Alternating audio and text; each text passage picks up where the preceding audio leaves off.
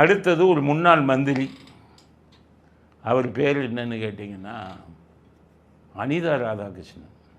அவர் ஒரு அடியாள் மாதிரி எவ்வளோ மோசமாக பேசுகிறாரு பாருங்க.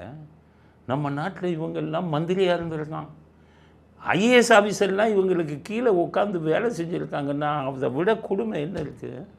அவர் பேசின பேச்சு வீடியோவில் பாருங்க. புதுசாக வளர்த்துருக்கான், எங்க இருந்தோ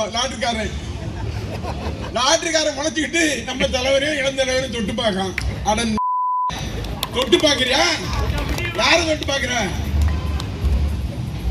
நீ இனிமேல் இது மாதிரி பேச ஆரம்பிச்சா இந்த தூத்துக்குடி மாவட்டத்திற்கு நீ வருகின்ற போது உன்னுடைய சட்டைகளெல்லாம் கிழிக்கக்கூடிய சூழ்நிலை எங்களுடைய தொண்டர் ஏற்படுத்துவார்.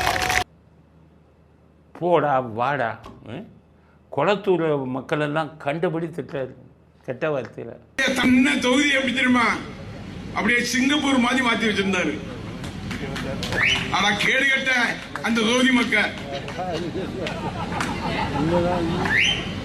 நினைத்து பார்க்க முடியுமா?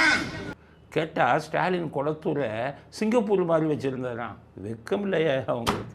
சிங்கப்பூர் மாதிரி மல்லு வெள்ளம் வந்ததுன்னா குளத்தூரில் தான் இடுப்பளவு தண்ணி நிற்கும். உங்கள் ஆள் சிங்கப்பூர் மாதிரி வச்சுருந்தாரா? சும்மா ஓட்டு போட்டான் எதிர்த்து. கேவலம். அந்த மாதிரி தொகுதியை மோசமாக வச்சுருந்தது யாருமே கிடையாது. அவ்வளவு தண்ணி வந்துக்கிட்டு இருந்தது. எதிர்த்து ஓட்டு போட்டான். ஆதவர்ஜுன சொல்கிறாரு, நீ தூத்துக்குடிக்கு வா, சட்டை கிழியும்னு. நீ இங்கே சென்னைக்கு வாங்க, தாவேக்கா தொண்டர்லாம் பீஸாக ஆக்கிடுவான். பெரிய அடியாள் நினைப்பா. ஜெயலலிதா முன்னாடி கை கட்டிக்கிட்டு தாளில் விழுந்தீங்களே, ஞாபகம் இல்லையா? அடிமை மாதிரி இப்படி முறைச்சாங்கன்னா அம்மானு நடுங்கினீங்களே. வீராதி வீரரே, உங்கள் வீரமெல்லாம் ஜெயலலிதா முன்னாடி காமிக்க முடிஞ்சதா?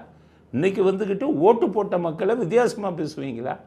கேவலம். ஏன் நீங்கள்லாம் உங்கள் மேலே அளவுக்கு அதிகமாக சொத்து செலுத்த வழக்கில் நீங்கள் ஒரு அக்யூஸ்டு, குற்றவாளி.